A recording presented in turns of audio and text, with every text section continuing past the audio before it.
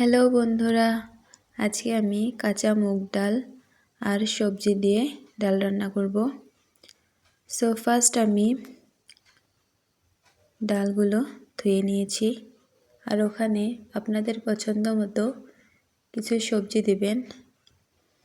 তো আমি এখানে কিছু সবজি দিয়েছি আর ডাল সিদ্ধ বসিয়ে দিয়েছি। এখন দুটো চেরা কাঁচা লঙ্কা দিয়ে দিচ্ছি আর অল্প লবণ দিয়ে দিচ্ছি। তো আমার প্রায় সেদ্ধ হয়ে গিয়েছে ডাল আর সবজি। এখন আমি হালকা হলুদ দিয়ে দিচ্ছি, নাড়াচাড়া করে নিলাম। নাড়াচাড়া করে আর 1 চামচের মতো ঘি দিয়ে দিচ্ছি। ঘি দিয়ে নাড়াচাড়া করে, ঘি দিলে নিরামিষ দিনে রান্নাটা খুব স্বাদ হয় খেতে। তো আপনারা নিশ্চয়ই বানিয়ে খাবেন। Bye bye. Thank you for watching.